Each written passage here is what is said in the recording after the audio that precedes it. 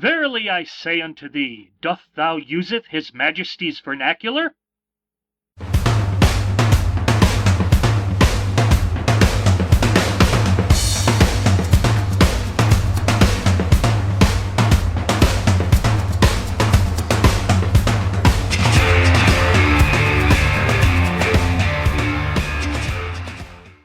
Hey everyone, John Ribner here, author of Legacy of the Bear and World So Dark.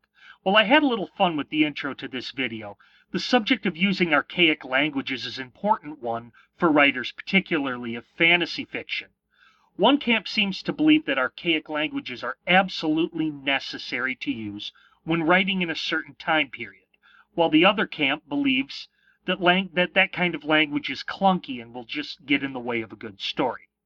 So where do I stand? To be honest, somewhere in the middle. When I wrote Legacy of the Bear, I used a somewhat archaic language because the book is set during the Viking Age. Specifically, I didn't use any contractions, not even in my author's voice. Secondly, I substituted certain words with terms that would have been more in line with how I feel my characters would have spoke. For example, instead of using the word cousin, I used kinsman, since this was a term popular among the ancient Norse when speaking of one's extended family beyond brothers, sisters, mother, father.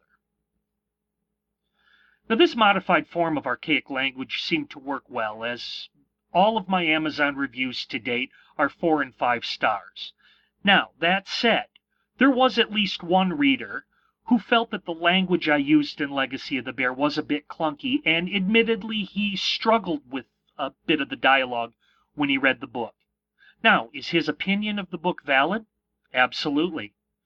Archaic languages don't appeal to every reader, so use it at your own risk if you decide to. But if you are considering it, keep this in mind. Archaic languages are like candy. A little bit tastes sweet, but too much can give you cavities. Follow this advice, and you should write a great novel. Now, the archaic languages I used and talked about today are featured in my book, Legacy of the Bear, and that's available on Amazon in both paperback and Kindle ebooks.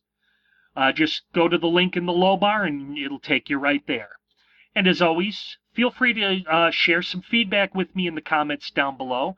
And if there's any questions that you have that you'd like to see featured in future Ribby's writing tips, again, pop them in the comments down below and I'll be happy to get to them. Until then, happy reading and happy writing.